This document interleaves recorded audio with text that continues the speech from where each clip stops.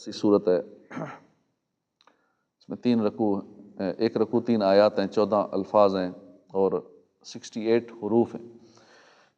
حضرت ابی بن کعب رضی اللہ عنہ سے روایت ہے، رسول اللہ صلی اللہ علیہ وسلم نے فرمایا، جو سورہ عصر پڑھے اللہ پاک اس کے لیے صبر پر مہر لگا دے گا اور وہ روز قیامت اہل حق کے ساتھ ہوگا۔ بظاہر یہ چھوٹی سی صورت ہے، مگر اس کے اندر جو مضامین بیان ہوئے، جو سبق دیا گیا ہے نا، وہ کمال کا ہے، بڑا بے مثال سبق ہے۔ اور انسان ایک نصیحت اچھی اپنا لے تو دنیا اور آخرت کی کامیابی اس کے لیے کافی ہے۔ ایک اس نصیحت پر جو اس صورت کے اندر نصیحت کی گئی انسان کو، اس پر عمل کر لے تو اس کی دنیا اور آخرت سنور جائے۔ اپنے وقت کے بہت بڑے امام حضرت امام محمد بن ادریس شافعی رحمۃ اللہ علیہ فرماتے ہیں کہ اگر لوگ اس ایک صورت یعنی سورہ عصر میں غور و فکر کریں تو یہی صورت کافی ہے۔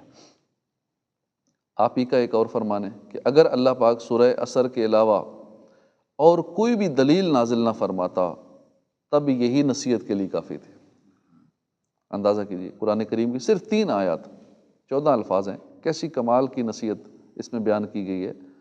اگر ہم اس ایک نصیحت پر عمل کر لیں، اس میں غور و فکر کریں، دنیا بھی سنور سکتی ہے، آخرت بھی سنور سکتی ہے۔ اس سے سورہ عصر کی اہمیت کا اندازہ لگائیے۔ واقعی یہ مبارک صورت ایسی ہے کہ یاد رکھنا، اس میں جو نصیحت کی گئی اس پر عمل کرنا، اس کو بار بار اس کو ریپیٹ کرنا، دہراتے رہنا تاکہ یہ سبق ہمیں یاد ہو جائے اور اس پر عمل کرنے کا ذہن بنتا رہے، بڑا ضروری ہے۔ طبرانی شریف میں 2 صحابی تھے، ان کا معمول تھا کہ جب بھی آپس میں ملتے تو ایک دوسرے کو سورہ عصر سنایا کرتے تھے۔ تو ہمیں بھی یہ سورت سنانے سے مراد یہ ہے کہ اس میں جو سبق دیا گیا نا، وہ کہ ہاں اس کو یاد کرو، بھولنا نہیں۔ یہ سبق جو اللہ کی طرف سے ہمیں نصیحت کی ہے، بھولنا نہیں۔ کیسا پیارا معمول ہے، کاش ہم بھی یہ انداز اپنا لیں۔ جب بھی آپس میں ملیں، 2 دوست ملیں، یا باپ بیٹی کی ملاقات ہو، استاد شاگرد کی ملاقات ہو، نگران ماتحت کی آپس میں ملاقات ہو، تو ہم آخرت کا سبق یاد دلاتے رہیں۔ جس مجلس میں بیٹھیں، جس کے پاس بیٹھیں، اس میں موضوع جو بھی چل رہا ہے، بات گھما پھرا کے قبر و آخرت کی طرف لے آئیں، بات گھما پھرا کے سورہ عصر کے سے ملنے والے سبق کی طرف لے آئیں۔ اس کی برکت سے انشاءاللہ زندگی کا مقصد یاد رہے گا اور اللہ پاک نے چاہا تو اس پر عمل کی بھی توفیق مل جائے گی۔ اللہ پاک ہم سب کو عمل کی توفیق نصیب فرمائے۔ ویسے تو سورہ عصر اصلاحی مضامین پر مشتمل ہے، اس میں ہمیں نصیحت کی گئی ہے، زندگی کی اہمیت بیان ہوئی ہے، زندگی کا مقصد بتایا گیا ہے اور دنیا اور آخرت میں نقصان سے بچنے، کامیابی پانے کے طریقے ارشاد ہوئے ہیں۔ ان سب کے ساتھ ساتھ اس سورہ مبارکہ میں ایک نعت مصطفیٰ بھی ہے، اس کا بھی ایک پہلو ہے۔ کیسی پیاری بات ہے کہ کوئی صورت ہو، کوئی آیت ہو، کوئی موضوع ہو، کوئی بات ہو، قرآن کا بڑا پیارا اسلوب ہے کہ ہر صورت میں، ہر طرح کے مضمون میں نعت مصطفیٰ صلی اللہ علیہ وسلم کے پہلو موجود ہیں۔ اس لیے اعلیٰ حضرت فرماتے ہیں، جیسے قرآن ہے ورد اس گل محبوبی کا، یوں ہی قرآن کا وظیفہ ہے وقار عارض۔ یعنی جیسے پیارے آقا کثرت سے تلاوت کیا کرتے تھے، جیسے قرآن ہے ورد اس گل محبوبی کا، ایسے ہی وقار عارض، یوں ہی قرآن کا وظیفہ ہے وقار عارض۔ وقار عارض سے مراد ہے رخسار مصطفیٰ صلی اللہ علیہ وسلم کی تعریفیں کرنا، وقار عارض یہ قرآن کا وظیفہ ہے۔ حضور کی تعریفیں کرنا یہ قرآن کا وظیفہ ہے۔ سورہ عصر میں نعت مصطفیٰ کا پہلو کیا پہلو ہے؟ فرمایا والعصر، زمانے کی قسم۔ اب عصر عربی میں زمانے کو کہتے ہیں۔ مفسرین کا ایک قول یہ ہے کہ اس جگہ زمانے سے مراد حضور کا زمانہ ہے، کوئی شک نہیں، ہر زمانہ ہی حضور کا ہے، ہر زمانہ میرے حضور کا ہے۔ البتہ دنیا کی تاریخ میں وہ جو 63 سال تھے میرے آقا کی ظاہری زندگی کے، جب فضائیں آقا کی مہکی مہکی سانسوں سے مہکتی تھیں، در و دیوار آپ صلی اللہ علیہ وسلم کے نور سے روشن ہو رہے تھے، اللہ پاک نے ان 63 سالوں کی قسم ارشاد فرماتے ہوئے فرمایا والعصر، اے محبوب ہمیں آپ کے مبارک زمانے کی قسم، وہ خدا نے ہے مرتبہ تجھ کو دیا، نہ کسی کو ملے نہ کسی کو ملا، کہ کلام مجید نے کھائی شہا تیرے شہر و کلام و بقا کی قسم۔ اس سے معلوم ہوا کہ سب سے افضل زمانہ وہی ہے کہ جب حضور ظاہری طور پر اس دنیا میں تشریف فرما تھے، چنانچہ حدیث پاک میں ہے نا، خیرکم قرنی ثم الذین یلونہم ثم الذین یلونہم، یعنی سب سے بہترین زمانہ میرا زمانہ ہے، پھر جو اس کے ساتھ ملے ہوئے ہیں، پھر جو اس کے ساتھ ملے ہوئے ہیں، یعنی امت میں سب سے بہترین لوگ حضور کے ہم زمانہ ہیں۔ وہ کون ہیں؟ صحابہ ہیں، صحابہ کے بعد تابعین ہیں، پھر تبع تابعین ہیں۔ یہ تین زمانے جو ہے نا، حضور کا زمانہ، صحابہ والا زمانہ، اس کے بعد تابعین اور تبع تابعین والا زمانہ، حضور کے ہم زمانہ لوگ، صحابہ کرام کے ہم زمانہ لوگ، اور پھر تابعین اور پھر تبع تابعین، تو یہ سب سے بہترین زمانے۔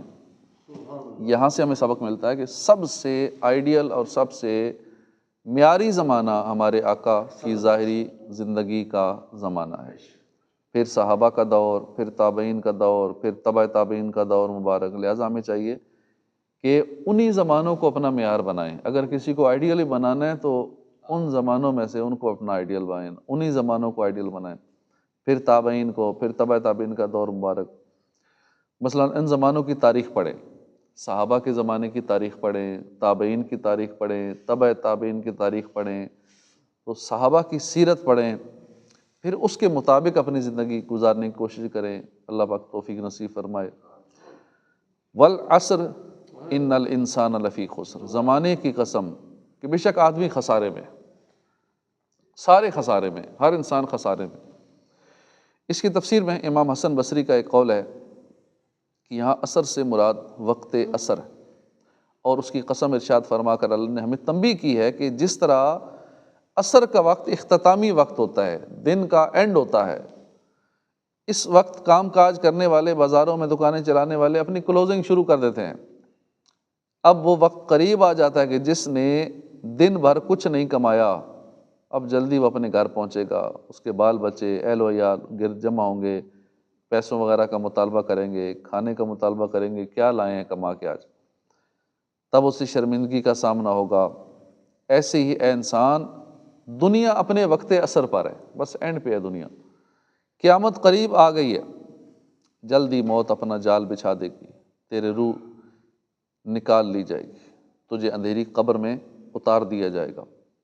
آہ وہ نادان جو غفلت میں دن رات گزارتا چلا جا رہا ہے، کتنے خسارے میں ہے، کتنے نقصان میں ہے۔ ہاں جلدی حشر برپا ہوگا، قیامت قائم ہوگی، ہمیں رب کے حضور پیش کیا جائے گا، پھر ہم سے پوچھا جائے گا کہ دنیا میں کیا کمایا تھا، اللہ کی دی ہوئی نعمتوں کا کیا حق ادا کیا تھا، یہ نعمت ملی تجھے، فلاں نعمت ملی، کیا کیا ان نعمتوں سے۔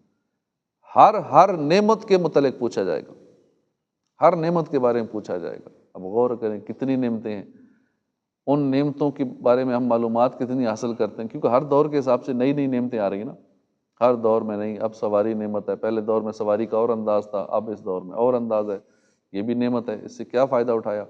اسی طرح اور جدید ٹیکنالوجی، اس میں بھی بہت ساری نعمتیں ہیں، کیا فائدہ اٹھایا کہ اپنے ان ذرائع کو استعمال کر کے نیکی کی دعوت دے سکتے تھے، کیوں نہیں دی، اپنی آواز پوری دنیا کو سنا سکتے تھے گھر اپنے اکیلے کمرے میں بیٹھ کے، تو کیوں نہیں اس نعمت سے فائدہ اٹھایا۔ تو یوں کسی بھی نعمت، بلکہ ہر نعمت کا ذکر ہے نا، ہر نعمت کے بارے میں پوچھا جائے گا کہ یہ نعمت اللہ نے دی تھی، اس کا فائدہ، آخرت کا کیا فائدہ اٹھایا۔ ہاں دنیاوی فائدے اٹھاتے رہتے ہیں اور آخرت کے فائدے نہیں اٹھاتے ان نعمتوں سے۔ اب یہ نیکی کی دعوت یہ ایک نعمت تھی، اب ہم اس کو، ان باتوں کو محفوظ نہ کرتے تو ہم سے سوال ہو سکتا ہے یہ جب یہ نعمت موجود تھی، جب تم اس سوشل میڈیا کے ذریعے یہ ریکارڈ کر کے یہ نیکی کی دعوت، جب لوگ گناہوں بھری چیزیں ریکارڈ کر کے اس پہ چڑھا رہے ہیں، قیامت تک کے لیے گناہ جاریہ کے اپنا ذرائع کر رہے ہیں، تو کیوں نہ ہم یہ اچھی باتیں، اللہ رسول کی باتیں، یہ اس میں سیو کر کے ہم یہ فائدہ اٹھا لیں اس نعمت سے۔ تو یوں کر کے ایک ایک نعمت کے بارے میں بروز قیامت بندے سے پوچھا جائے گا۔ فرمائے اقترب للناس حسابهم وهم فی غفلۃ معرضون، لوگوں کا حساب قریب آ گیا اور وہ غفلت میں منہ پھیرے ہوئے ہیں۔ اے رب کے حبیب آؤ، اے میرے طبیب آؤ، اچھا یہ گناہوں کا بیمار نہیں ہوتا، گو لاکھ کروں کوشش اصلاح نہیں ہوتی، پاکیزہ گناہوں سے کردار نہیں ہوتا۔ تو واقعی بات سچی ہے، انسان خسارے میں ہے، اور سخت خسارے میں۔ تفسیر کبیر میں ہے، ایک بزرگ فرماتے ہیں کہ میں نے سورہ عصر کی تفسیر جو ایک برف بیچنے والے سے سیکھی۔ وہ آواز لگا رہا تھا کہ لوگوں اس شخص پر رحم کرو جس کا سرمایہ پگھل رہا ہے، جلدی برف لے لو، میری برف پگھل رہی ہے۔ اب کوئی خریدے نہ خریدے، اس کی برف تو گئی، پگھل جائے گی۔ اس کی یہ عبرت انگیز صدا سن کر میں نے کہا یہ ہے سورہ عصر، ان الانسان لفی خسر۔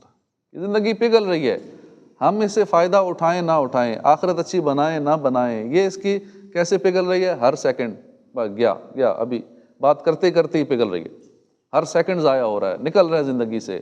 اب اس سے فائدہ اٹھا لیا تو اٹھا لیا، ضائع کر دیا تو پھر پچھتاوا ہوگا۔ غفلتوں میں گزار دیا، نہ نیکی کی نہ گناہ کی، پچھتاوا ہوگا کہ میں اس وقت میں نیکی کر سکتا تھا، میں نے کیوں نہیں کی؟ حالانکہ گناہ بھی نہیں کیا لیکن نیکی بھی نہیں کی، اس پہ پچھتاوا ہوگا۔ ہاں گناہ کیا پھر تو اس پہ پکڑ ہوگی۔ اس لیے ہم نے اپنے زندگی کے ان لمحات کو، ان سیکنڈز کو ضائع نہیں کرنا۔ ان سیکنڈ میں کتنا کچھ کر سکتے ہیں، اور دنیا میں کتنی مثالیں ہیں کہ ایک ایک سیکنڈ میں پتہ نہیں کیا کیا ہو رہا ہے۔ ایک سیکنڈ میں دنیا میں گوگل میں 92,000 سے زیادہ سرچز ہو رہی ہیں، لوگ سرچ کر رہے ہیں۔ کوئی بھی کسی کو جو سوال ہوتا ہے، کوئی چیز خریدنی ہے، کسی کے بارے میں انفارمیشن چاہیے، فوراً گوگل کریں تو ایک سیکنڈ کے اندر 92,000 سے زیادہ ہو رہی ہیں۔ ان فیوچر پتہ نہیں کہاں تک پہنچیں گی۔ جب ایک ایک سیکنڈ، نینو سیکنڈ، لوگوں نے اس کا آگے ٹکڑے کیے ہوئے ہیں سیکنڈ کے، تو کتنا قیمتی ہے وقت۔ سیکنڈ بھی قیمتی ہے، سیکنڈ کے اندر جو نینو سیکنڈز ہوتے ہیں وہ بھی بڑے قیمتی ہیں، لیکن ہم تو گھنٹوں گھنٹوں، کئی دن، کئی مہینے، سال زندگی کی غفلتوں میں گزار دیتے ہیں، کوئی پرواہ ہی نہیں، ہول سیل میں ٹائم اپنا ویسٹ کر دیتے ہیں۔ تو زندگی برف کی طرح پگھل رہی ہے۔ جو اس میں نیکی نہ کمائے وہ سخت نقصان میں ہے۔ ہو رہی ہے عمر مثل برف کم، رفتہ رفتہ چپکے دم بدم۔ سانس ہے ایک راہ روئے ملک عدم، دفعتاً ایک روز یہ جائے گا تھم، ایک دن مرنا ہے آخر موت ہے، کر لے جو کرنا ہے آخر موت ہے۔ اللہ پاک ہمیں موت کی تیاری کرنے کی توفیق عطا فرمائے، آمین بجاہ النبی الامین صلی اللہ علیہ وآلہ وسلم۔ اعوذ باللہ من الشیطان الرجیم۔